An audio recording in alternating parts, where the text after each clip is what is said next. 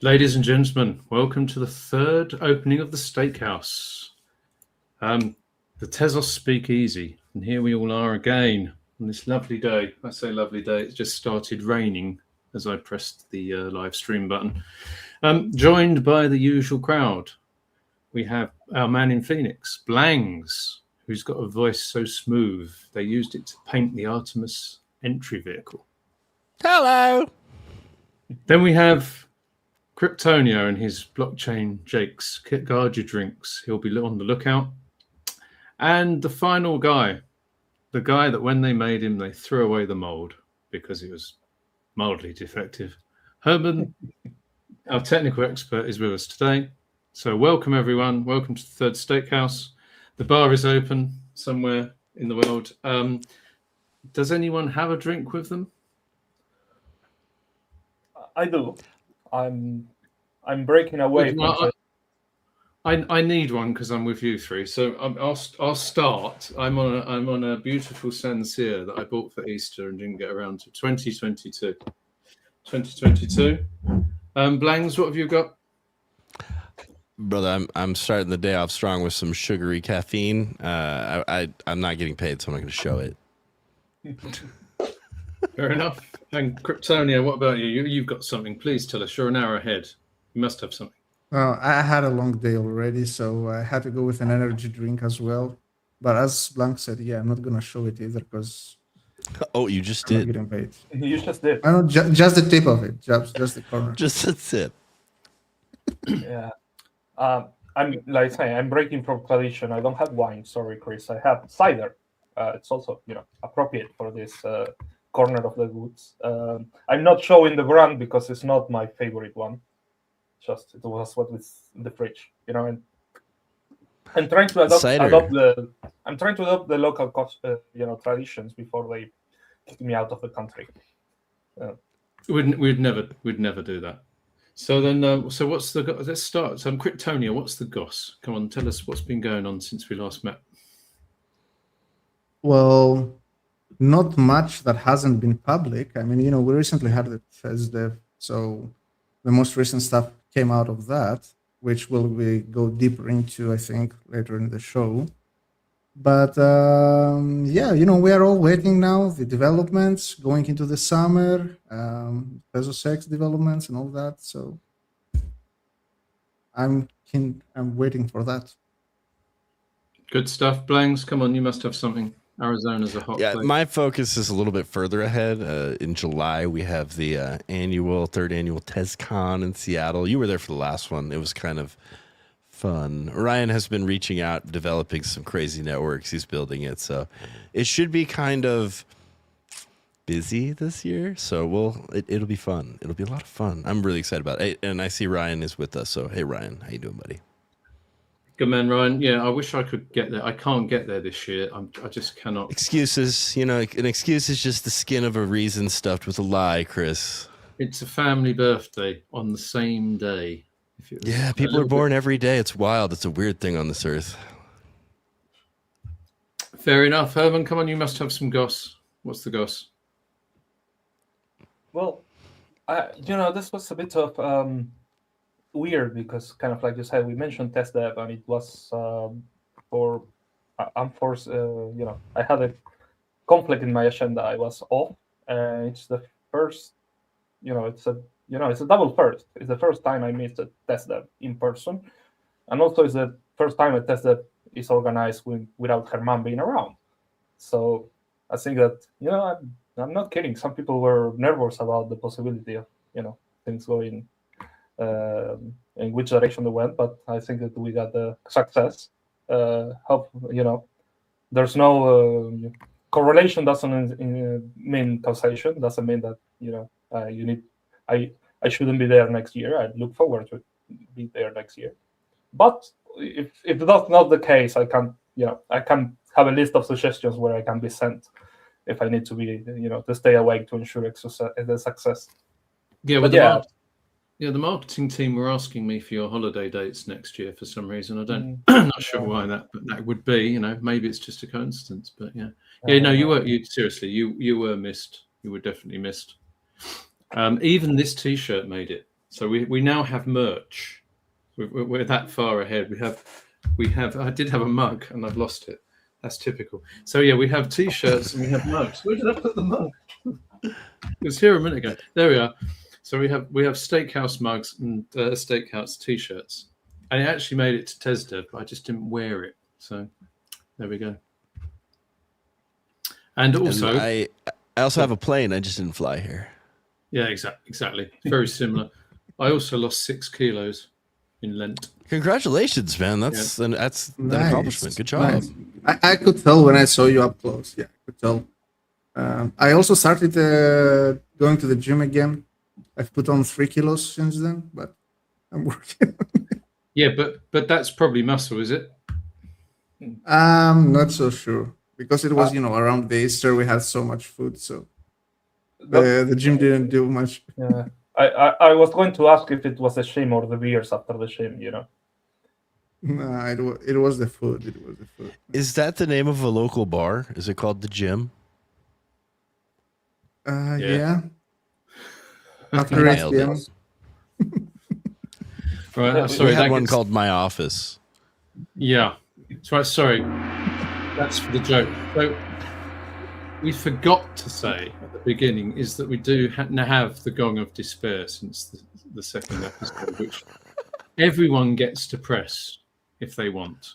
There's no exclusivity. So that definitely deserved. I mean, there are worse sounds we can play in our library, but the Gong is the one. Yeah. I mean, I have to say, there is a bar near here, and you can see the gym. And the gym has its own bar as well. But yeah.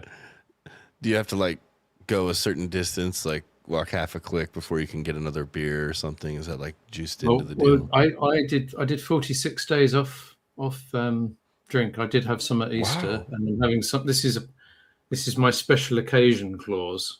Okay. See tonight, but I'm cutting out big time, and that does help you lose the weight. Anyway, we're not here to talk about diets, ladies and gentlemen. We're here to talk about Tezos. So, TesDev reflections. I mean, I was there. I was in the audience most of the time. Cryptonio, any reflections? So, some things that maybe stood out to me was that I don't know if you felt it as well, but the opening, when the doors opened, there was much more attendance already, more crowd waiting to get in, and the room filled up much quicker than last year. But that might have to do with the fact that it started a little bit later than last year. But that was a good feeling, that as soon as the doors opened, you didn't feel wait for the things to ramp up, for people to trickle in and so on. It was immediately, the room filled up, the main room, before the talks, before the panels. So that was a good There was thing. a lot of new people there as well, right? I mean, there were a lot of people I didn't recognize. So that's good because new people to build the tribe, for sure. Yeah.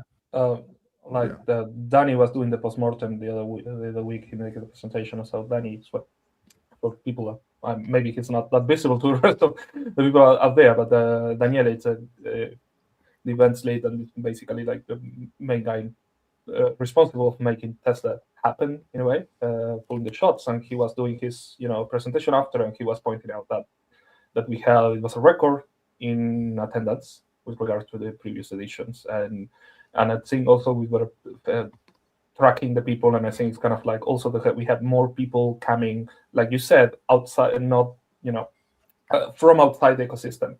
So it's people because sometimes it's the audience is a bit of a mix because it's also a place where we want to meet each other.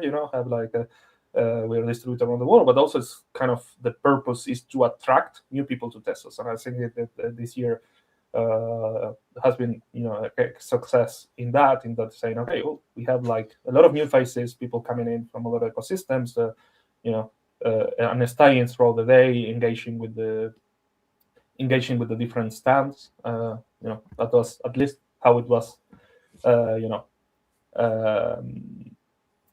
presented a posteriori. So I know your impression, guys, there on the well, that falls in line with what I felt as well. Yeah, because even when the presentations, the panels, and the talks were happening in the next room, the main room where you had the booths, and where people were connecting and stuff, it never really emptied out. Even when people were going to listen to the panels and the talks, that room always had people in it discussing and interacting with the booths, doing the test quests that were there and stuff like that. So it means that there was a lot of attendance. There was a lot of networking going on, and I think there were a couple of people hacking on something as well, from what I could see. Actually coding.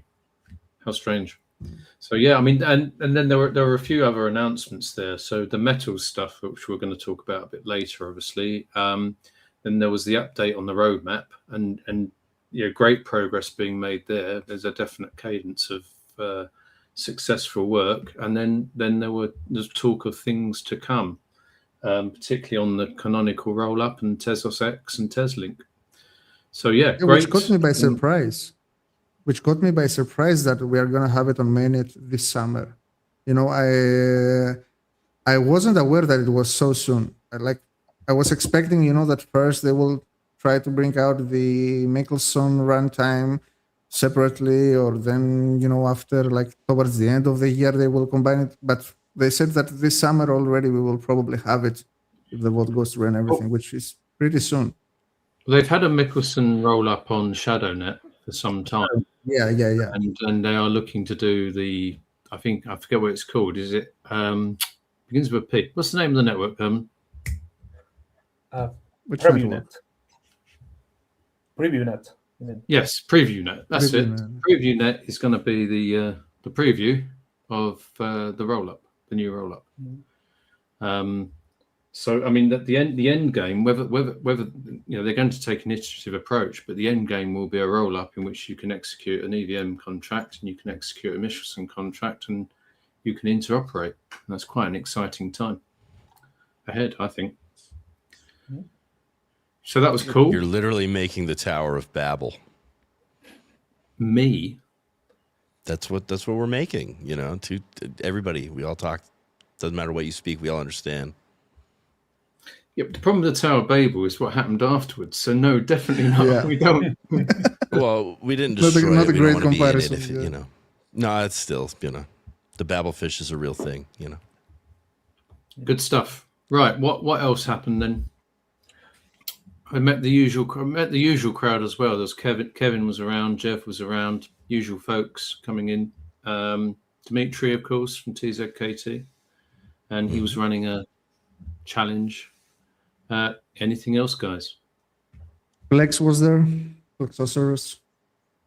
Yeah. Got a chance to catch up with him a little bit. But yeah, no, I saw a bunch of familiar faces. Some were missing, of course. Some standard ones. Not naming anybody, but from our panel. But yeah, it wasn't your choice. But it was good. It was good. As you said, many new faces, many new connections, lots of discussions around that. So it was a good day. And obviously we had the 360 immersive art installation at the end, like we did last year. This time the curation was again great, and people were all up with their cameras going around, filming it. Pretty great, man. Good stuff. Yeah. Okay. Did anyone swim? Because No. last cold, time, man. I know. Everyone was cold. Dimitri was persuading me that everyone was going to go swimming in the evening, and I think at that point I just sort of, I wouldn't be surprised if Dimitri did it, but no, it was too cold for me, man. Yeah. And it's the same climate here we have in Greece. It was exactly the same climate, the same temperature and everything, but we don't swim at these temperatures. No. Come on, people swim in Cornwall in October without a suit. Yeah, I know. But they're the Cornish. That's a bit different. Yeah. I was going to say I was swimming that day, but I was on a different sea temperature or closer to the equator, let's say. But yeah. Cool. Yeah. Well, In I Phoenix, didn't swim. we don't swim unless it's over 100 degrees Fahrenheit down here. Which I mean, What's like that in normal? I don't know what People- that is in normal. I don't speak normal, man. I'm What's a Yankee. I would Google it, but I'm lazy too. Fair enough. So, what else we're going to talk about tonight? So, we could talk a little bit about I want to do something, but I want to check something first. So, last time we were talking Yes. about my AI fatigue. Yes. There's a AI psychosis happening for some people, and there's fatigue, and there's all sorts of new words being created, like Yes. generation slop and things like that. Yes. Your fatigue is strong. No, my fatigue has disappeared. So I was on the road to Damascus, and there was a big light. Actually, what happened? Did a is star someone fall on your head? Yes. So I was having a chat with someone who works at the foundation. He wants to remain nameless. Doesn't have a public profile. And he's been using OpenClaw quite a lot. I don't know if any of you have used OpenClaw. It's quite heavy on credits, and Tokens? people tend to use it with Claude AI because you get a nice API key. And it does seem to use the API a lot. So you can spend a lot of money on it. Anyway, this individual who has very little knowledge of Tezos baking asked OpenClaw to go and set up a Tezos baker, and it went off and did it.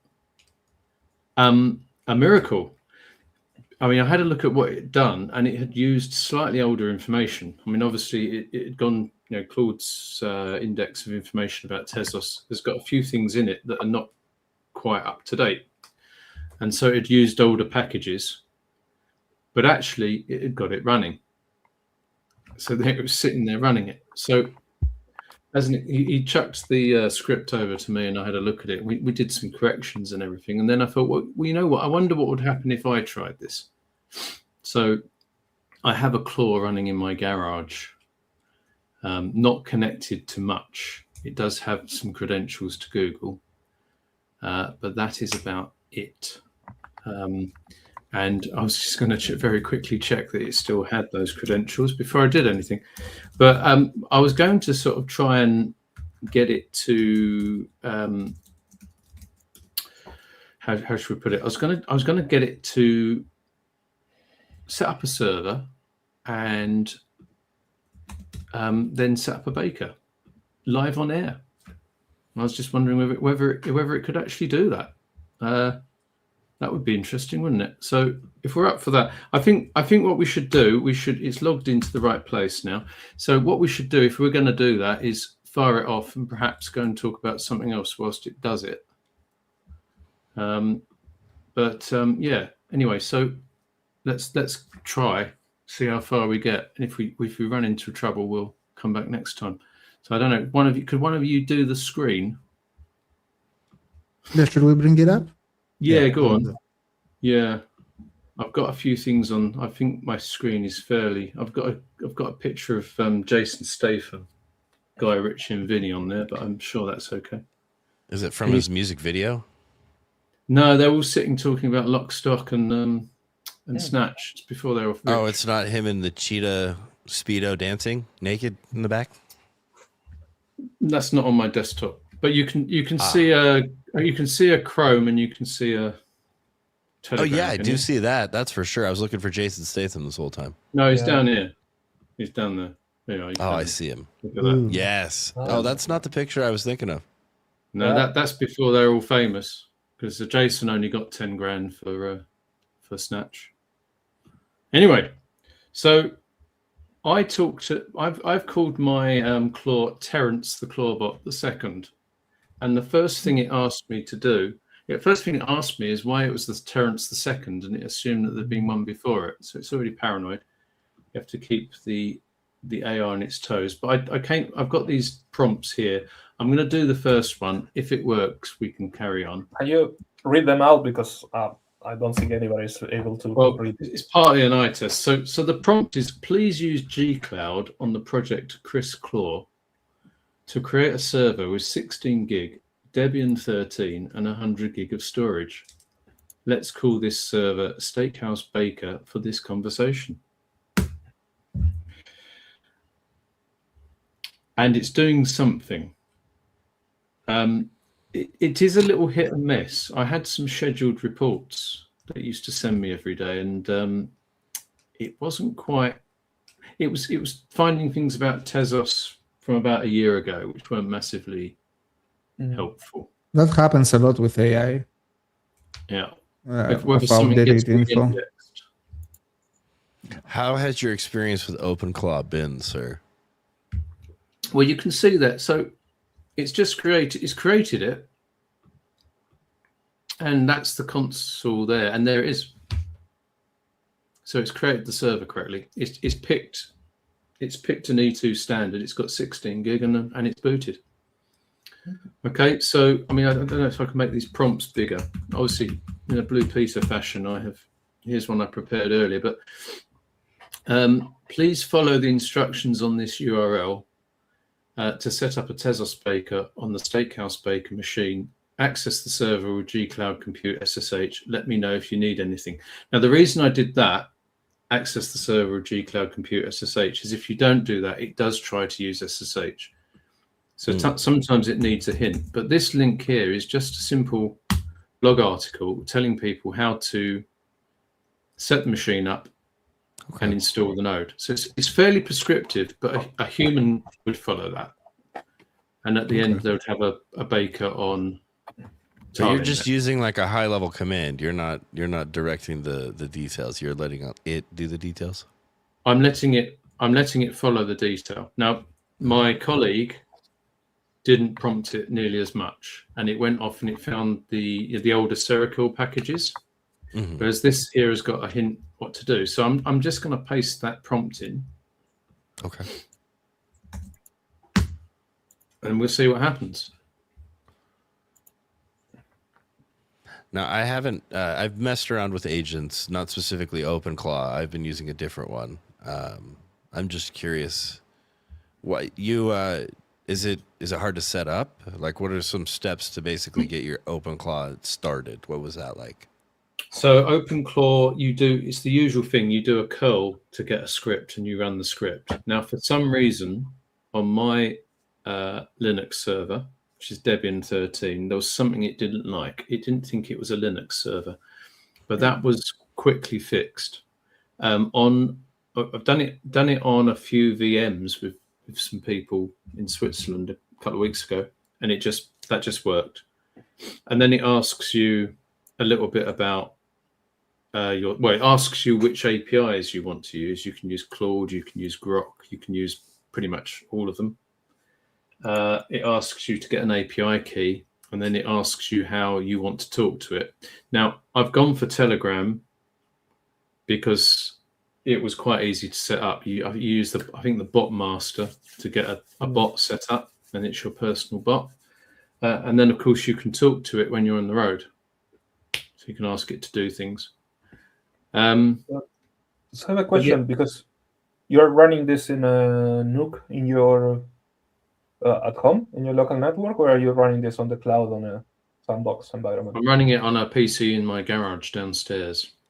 And because I do have a spare Nuke, and I wanted to take it back to use, but I'm a bit kind of like, iffy about letting it sniff around.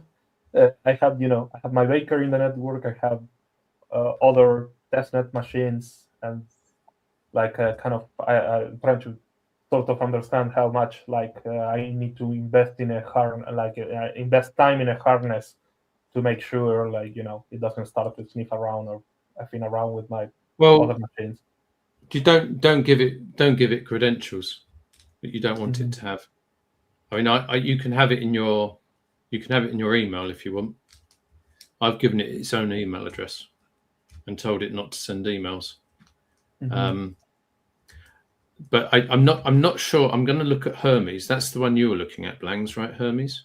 Yes, that's the one I've been using for a little over a month now. Yeah. It's different. It's I can't remember the base. It's not OpenClaw based. It's not Claude Cloud. It's not Claude Code. Like OpenClaw is based on Claude Code. This one I think it's like I think it's Open Router or something. I can't remember. Anyway, their whole thing is it learns. So let's say you send it off and you got your compatriot sent off his prompt and your OpenClaw went out and found the old one. If you told Hermes this is old, it would remember that and it wouldn't go back to that and use it. So, and it can actually operate OpenClaw. Hermes can run OpenClaw. So it's sort of like you can get the best of both worlds if you want to run both. So it's, I don't know. But that's it's different.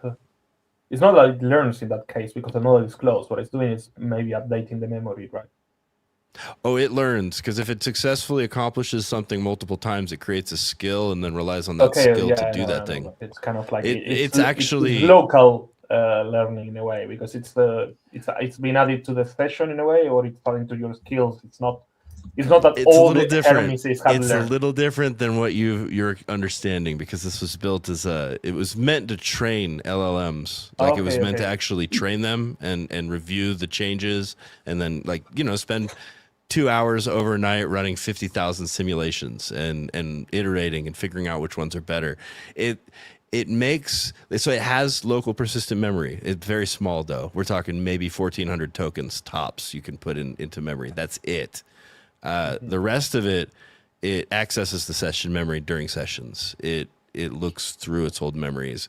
You can install memory expansions. It's a weird one. It's different. A lot of people who use OpenClaw don't quite get the difference. No, I mean, I think OpenClaw does some of that. I mean, one of the problems OpenClaw's had is I use the TCSH shell, which has a slightly different syntax to Bash. And on the first day, I trained it to use TCSH, and it still couldn't quite understand that it was logging into servers that had Bash shell and had to switch. And this morning, in fact, it broke again on that. It's like it hadn't. Right, Hermes would figure that out, and then it wouldn't do it anymore. It's one of those where I started using it, and it had tons of tool error. And mind you, I'm running it locally. I have a local model on my GPU that I'm running it, so I don't care how many tokens I burn. I don't care how long it takes. Do it, so I don't care. And it figures it out. Sorry, I was just going to say, I've logged into that server and it is actually synced the node. It has imported a snapshot. It's done all of this. It started the node and it's waiting to sync. Now, whether it's done the keys, let's have a look. Sometimes you have to go back to OpenClaw if the API is busy. But it has actually done something. Yes, so it's created the keys as well. I'm going to ask it what now? Because I want to hurry it along. Claw. Yeah, with a little claw. So one thing I would say, I'd be concerned about using this for production use, but obviously you wouldn't generate a key that you wanted to use for production using something like this, just in case. Okay. Right. So now it's asking me to go to the faucet. Now, interestingly, I think it's from a past session has decided that it wants to use BakingNet, the new network, and not TarlinNet, which the article is actually about. But anyway, it doesn't matter. It's made a choice on the basis of a conversation. So I'm just going to run the faucet. Now, at this point, I was wondering why it couldn't do that. So I don't think it has the capability yet to figure this out. But in any case, I can do that and say... You can give it browser skills. It's probably just using default browser tools, and it's not quite working. There's headless versions of Chrome and Firefox you can use. But anyway, that are stealth. Yeah, there's a Brave API you can get, which helps it with the search significantly. It just depends how much money you want to pay, really. So now it should set the companion key. In fact, we can have a quick look on the Block Explorer and see what's happening.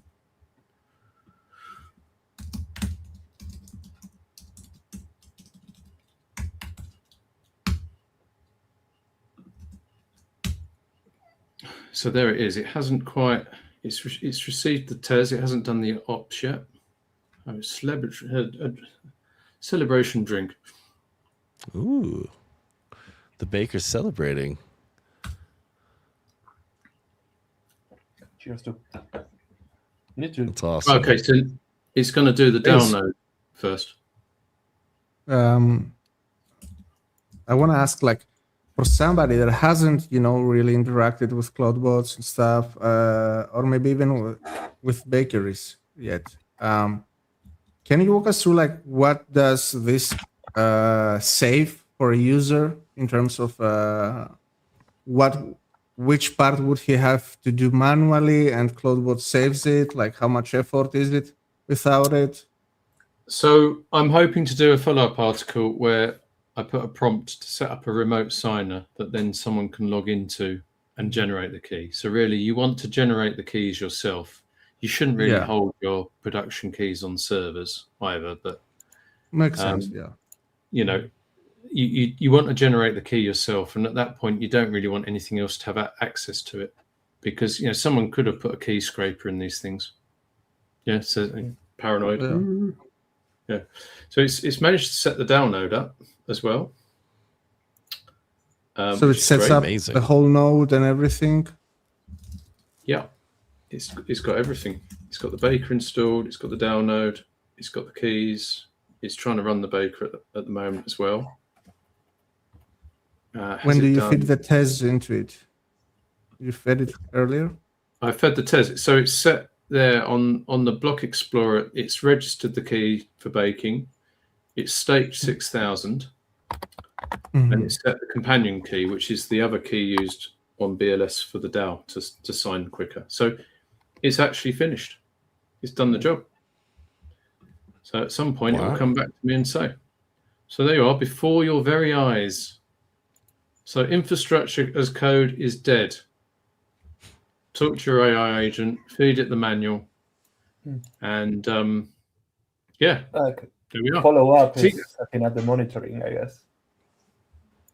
But if you have a CloudBot, you just can't, you can tell him, ping me when it's stuck, right? You don't need another manager.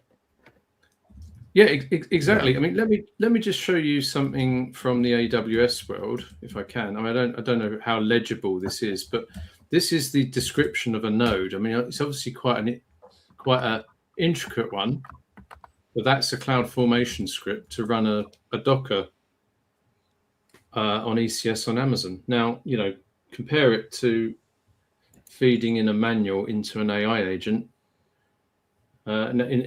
This has got really good really quickly, right? AI. Yeah. If you go back 6 months, it might have done this. But I think it's doing it a lot better. No, we pivoted probably about, I'd say January. They just got a lot more capable. We crossed that line finally. They got smarter than ants.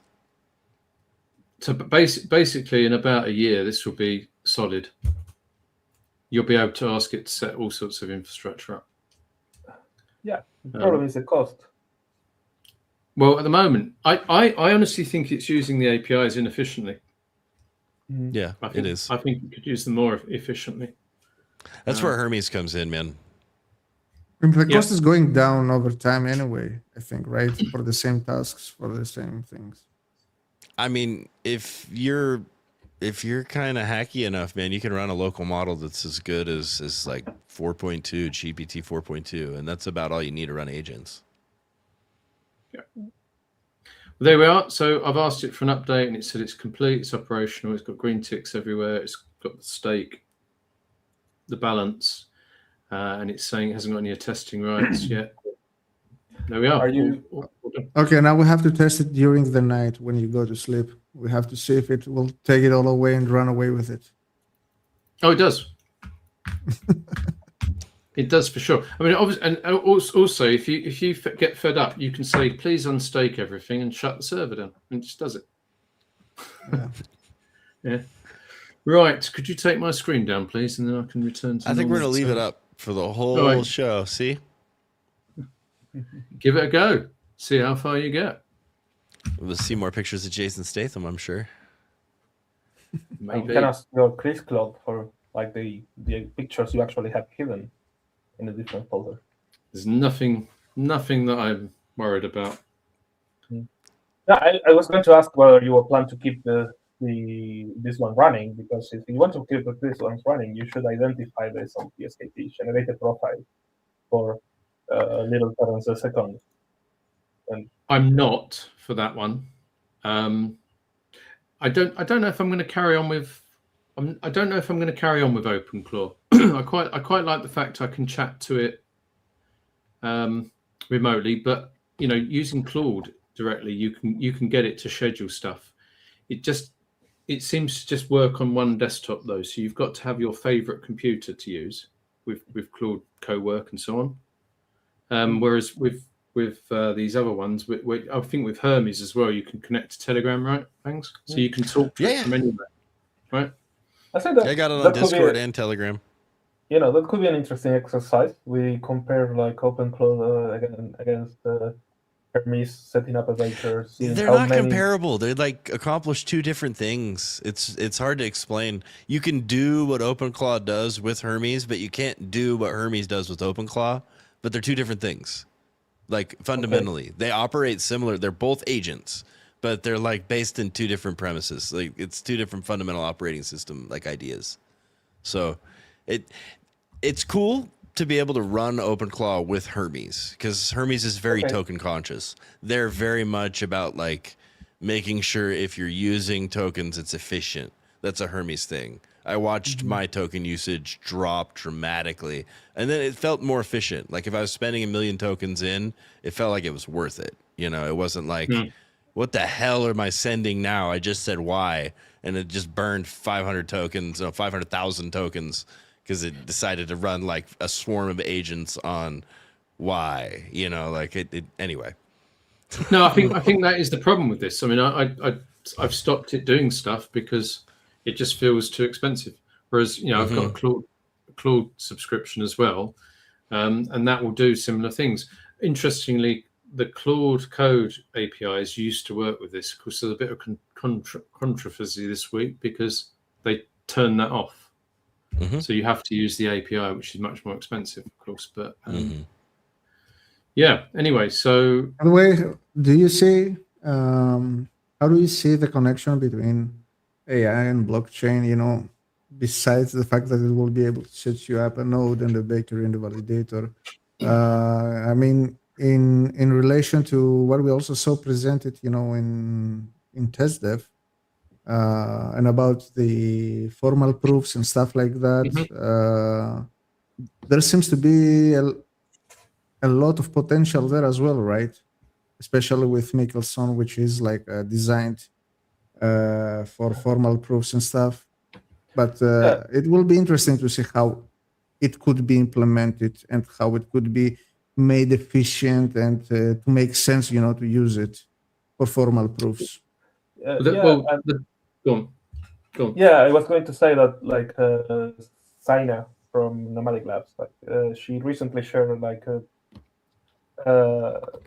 paper she wrote about this experiment, and the post where she shared this, I don't know, remember if it was on X or LinkedIn. She was pointed out, I repeated an experiment that had taken her months of manual work to do the proofs for part of the protocol, like a specification and verification, some properties that related what we were working on pipelining. It's about what operations can be are independent and whatnot. And basically what she was saying is kind of like now these tools get to some point into whether, she has to go through a variety of experiments to be able to get the agents to work on this, but she managed to pull a really lot of effort into being able to verify and also validate the reference implementation for parts of the actual protocol and parts of the things that we are having in the next protocol proposal, because there's also some work that we have done on the new liquid staking token as well on the protocol side. So I think it's something that, like you said, there's a lot of effort on kind of especially in the world of formalized mathematics. There's a couple of the new companies that are specifically and say, okay, we want to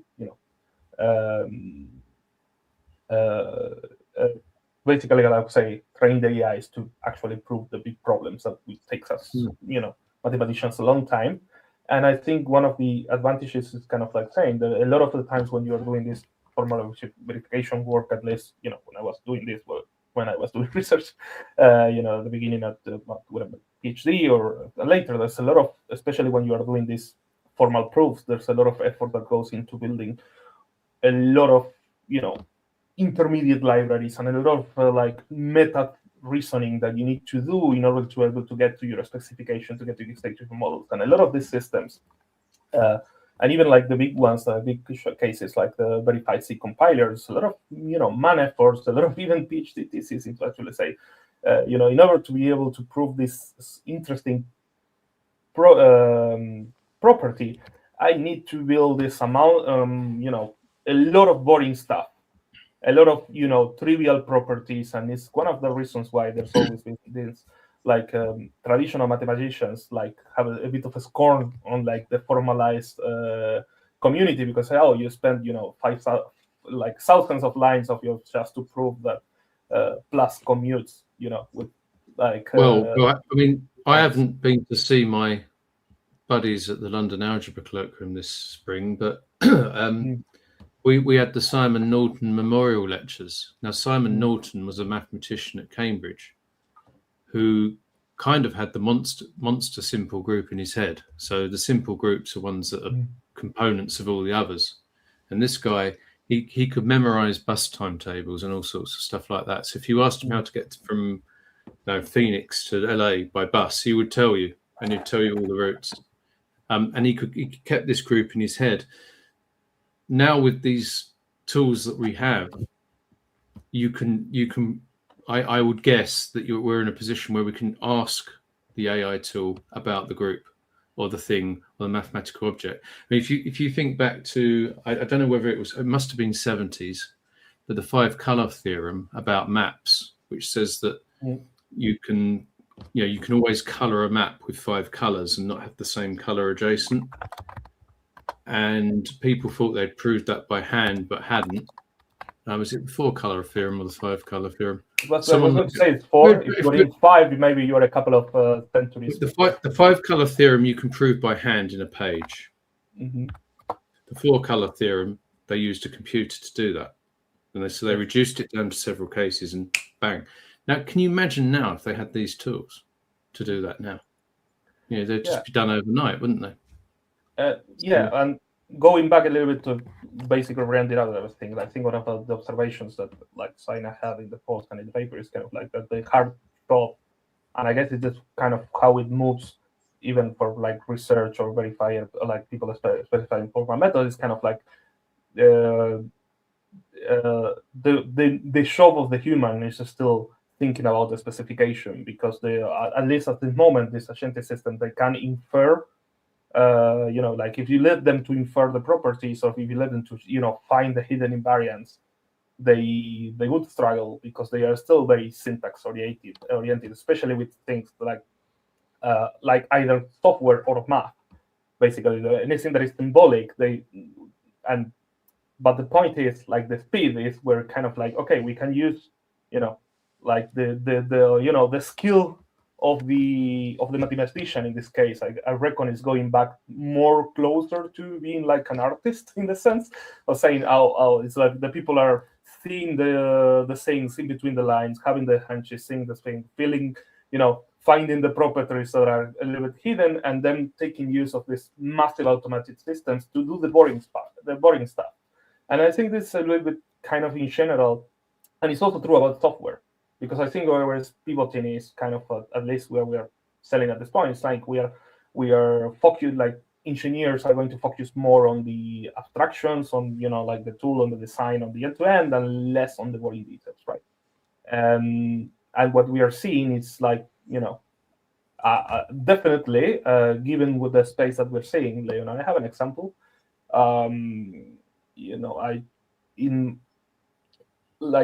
For my thesis, I had one of the case studies. It was a really, really simple snapshot algorithm that I verified. And in order to do this formal proof in our logic, in our system, at some point I had 50,000 lines of code of actually cock proofs. And like 48,000 were about what I said before, building this boring meta theory of how to reason about traces and events in my particular logic. And all that could be done by the I'm AI, pretty right? sure, I haven't tried that because I will cry because I probably say like because that's probably like a 1 year project in which I spent a lot of time on the whiteboard and a lot of time, but you say like a lot of the effort was, elbow grease and saying, oh, I need shit. I in order to prove this great theorem and to actually prove that this is like a good technique, I need to do all this boring shit. And I probably could think like if I, give it not even like a swarm of agents, cloud code, it will build it in maybe a couple of, not isn't that what it's good for? Though? It's good for getting. It's got a big index of everything, and you can ask it stuff. So doing research on things that are known, and we always joke here that if it's on the internet, it must be true, right? Yeah. So you've got to do a bit of verification as well, but you can get a long way. Whereas we used to have to go and index ourselves and go and look at various different things.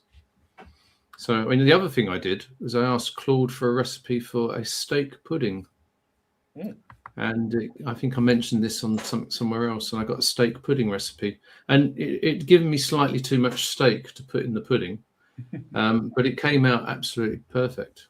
It's brilliant. Delia Smith quality, Julia Childs. Nice. Yeah. Nice.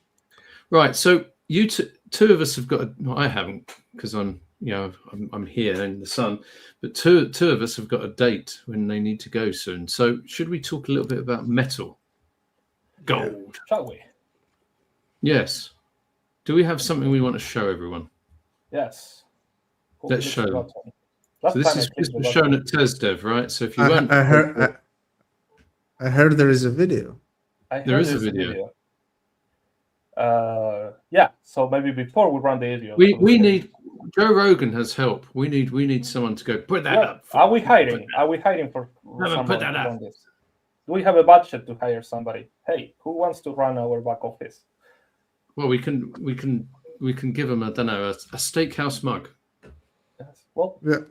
That's the premium. I don't even have one. I have like one. Exactly. You don't even have one, and you pay to present. So, are you going to play this video? Or what? Yes. Are we going to say? Let's drop it. Let's drop it. Let's grab it. Let's run the video.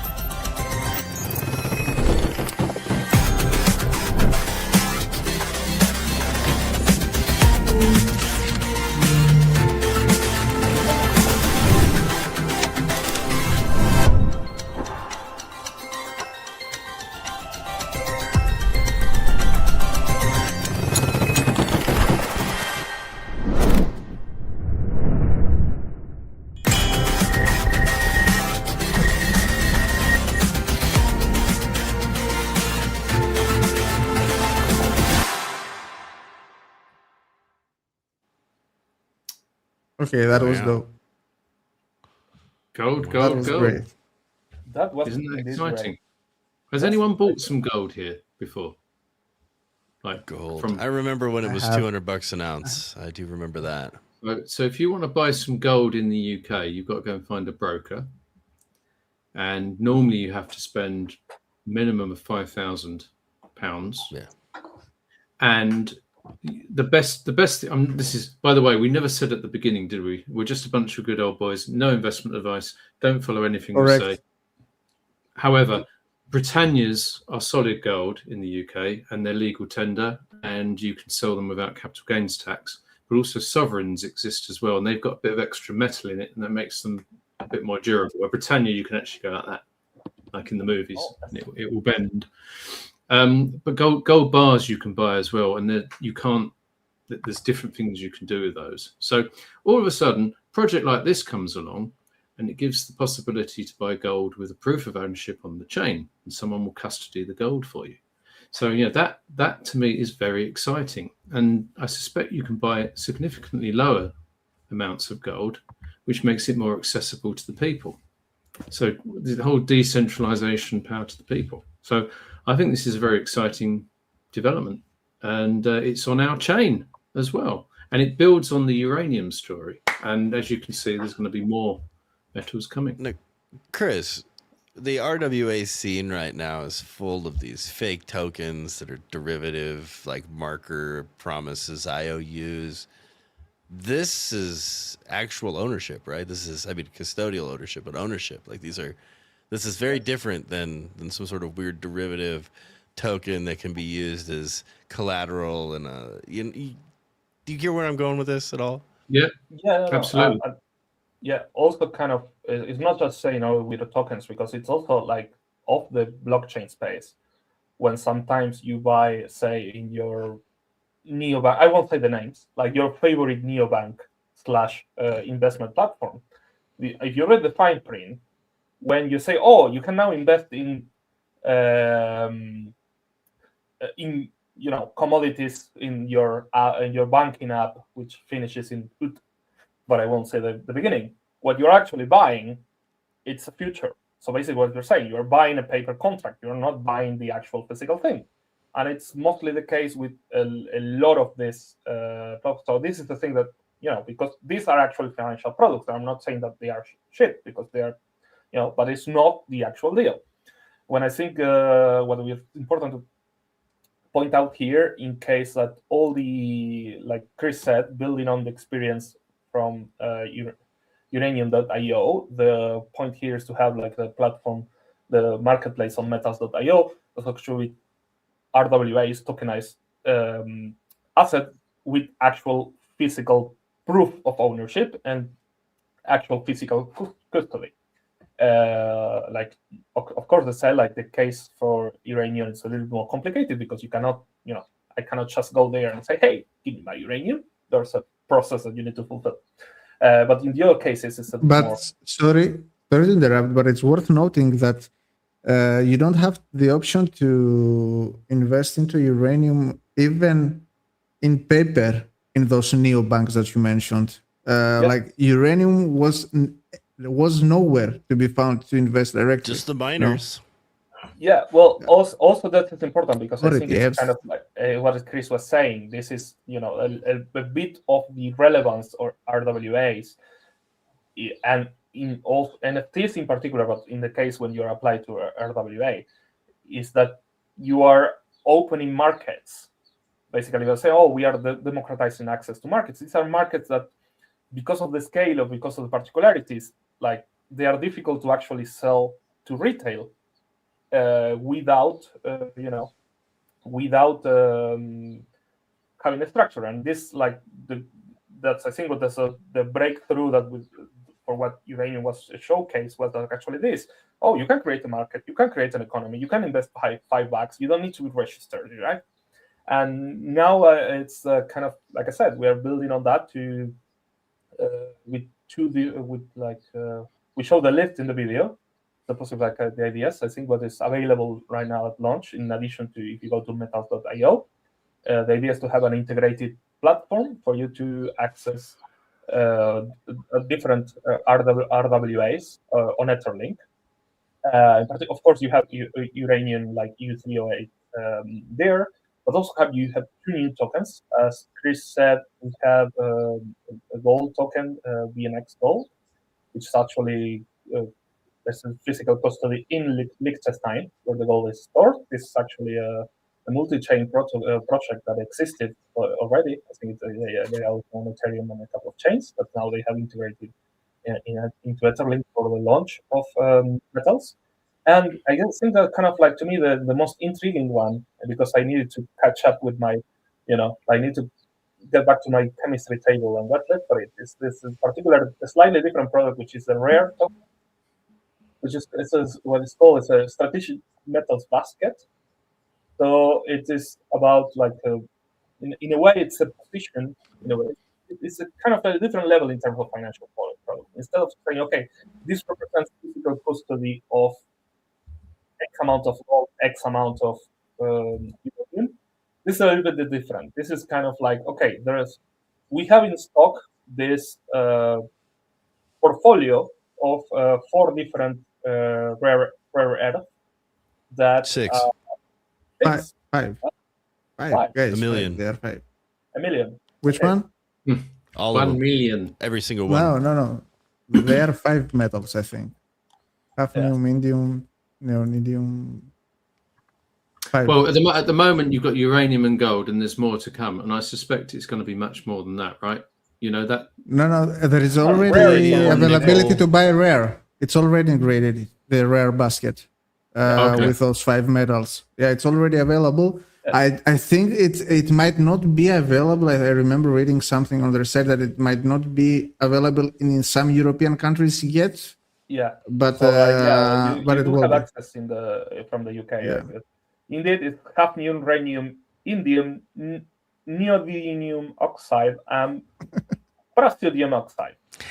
So apparently, this is not shame, but it's actually like common components in all our electronic stuff, and this is kind of the interest that we are having in rare earth materials, is because first of all they are scarce, that's very rare, but also they are very, critical to a lot of industries.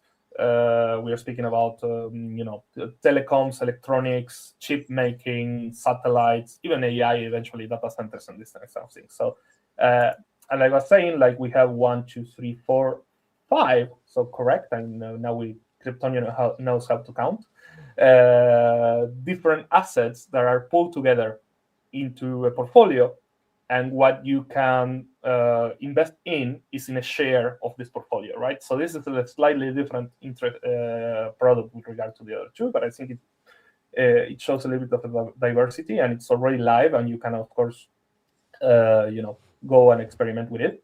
I hope that, like in the same way we have uranium available for the asset to be used, for instance, as a collateral in the Etherlink DeFi, we might see soon similar integrations for some of these tokens. So might be different regulatory constraints. And if you go to the list, you will see like there's 4 different also metals that are in the coming soon that they are teasing with us, with cobalt, silver, palladium, and nickel.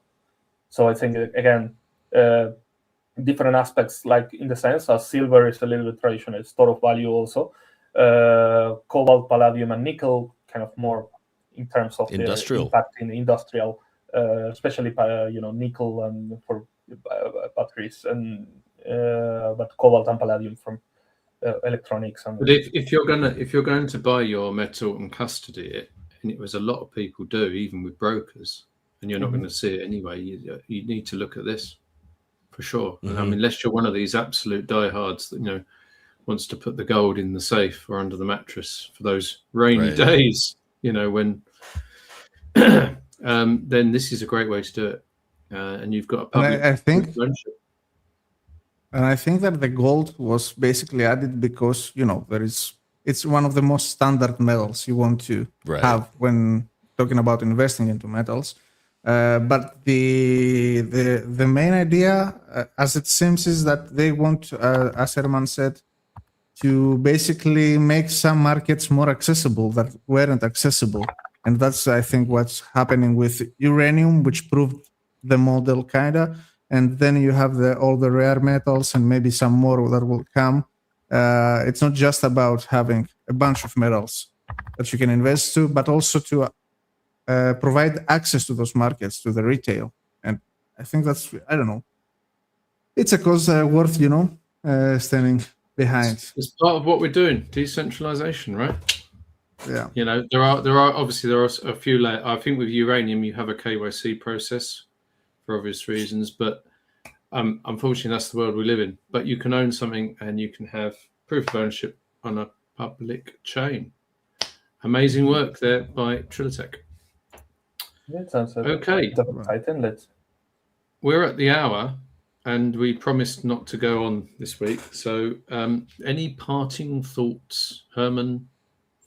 Anything you want to leave us all with? Yeah, no, like I said at the beginning, there's some stuff that you didn't describe. I think that kind of like on the AI stuff, I think that kind of like it will be interesting to see how we get far away with this experiments. I look forward to maybe try to see try to experiment with OpenClaw myself. In particular, also let's see how this becomes a part, like agents and coding agents start becoming how they integrate on each day on our usual workflows, and maybe for the next episode, like say we would reflect and say, shit, it was like 3 months ago, so 6 months ago. Tezos wise, like I'm excited about Protocol Ushuaia. We finally got a protocol name after protocol proposal after an Argentinian city. I was on the losing camp for RS and T, so I was not going to take prisoners. So we are going to Ushuaia. I think it's a nice name. I was gutted it wasn't Upminster. Upminster. Essex market towns are being sorry. The gateway to Antarctica sounds like definitely more marketing friendly than Upminster, unless you use the district line every day. But perhaps when we restart we can do towns from Essex. EssexNet. So and in general, also there's some stuff about the upcoming protocol we didn't cover this much. For instance, the canonical liquid staking token. I think this is like something that it's unique to the space, and it's something that Tezos is pushing that hasn't been done this way. I think it's kind of it answers a lot of the questions that we asked ourselves about staking. When we first were building on this adaptive staking mechanisms, one of the caveats of going to native staking was into saying, okay, like if you start allowing smart contracts to create staking tokens or staking pools, you might be in a situation where you have like a tendency to centralization, and we saw what happened to Lido, we saw what happened to others, and I think now we took our time and we find like a way to do this natively at the protocol level, ensuring first of all that it's enshrined and it's not, it's part of the protocol, it's protocol code. If we need to fork to save it, we will do it. It's not a smart contract that why it's there. And also because it aims at solving this issue of balancing out the stake from the token into the different bakers. So like again, having the best of both worlds, and I reckon something that we can discuss hopefully in the future. And by the time for our next episode, it might be Ushuaia going through governance, or hopefully soon to its activation. So fingers crossed. I'm looking forward to see what we have in for the rest of the year. That felt like Chris, you could have used the gong. Nobody used the gong on me. I was doing this on purpose. I was monopolizing. I did use it on you, yes. So Cryptonio, any parting thoughts? Parting thoughts. Okay, yeah. I have many thoughts. I'm not sure how I should put them into words, but overall, I would say that we all understand, we all see, we all feel it, that, it's a rough period for the whole market, for the whole industry in general, and it feels overwhelming sometimes. But I still feel like we have a lot of focus. We still have developments happening. We still have a lot of things that are coming together now, and these have been things that have been in the works for years now, right? With the Tezos X roadmap and everything. And we need to hang in there and stay strong, and I can see, things when they come together, where the pieces of the puzzle come together to make the difference and to work out as we wish. And not let the market sentiment to totally, destroy us, because it is a rough market right now. But we are still here, man.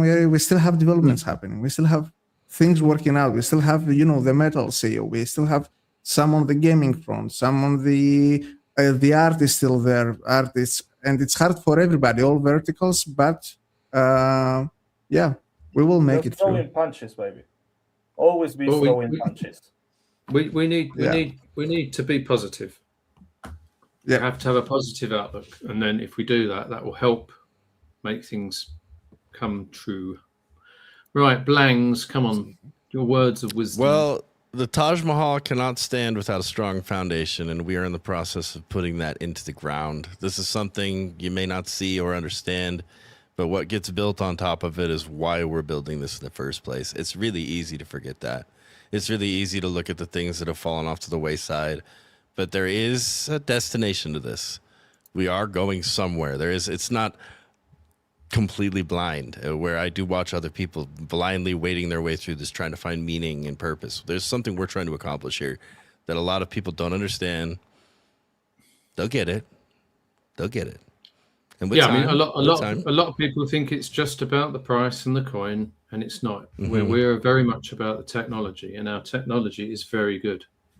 No. So a lot of people want to see the Taj Mahal. They want to see Trump Tower, but right now we're building the foundation to have something like that, So, we'll have our day in the sun if that's really what it's about. But I don't think it's ever been about a day in the sun. So no, it'll come. You've got to enjoy the journey. We've built it the way it needs to be. Yeah, you got to enjoy the journey. So, on that note, stay positive, everyone. But a reminder, we talked a bit about investments. You don't want to ask us about investments. Oh my God. No. I could tell you my Vodafone story again, but we don't have time. So thanks everyone for joining again. It's been great having you. And we'll see you in 3 months, if not before. All the best, everyone. Take care. Bye. Bye-bye. Take care, everybody. Yes. See you guys.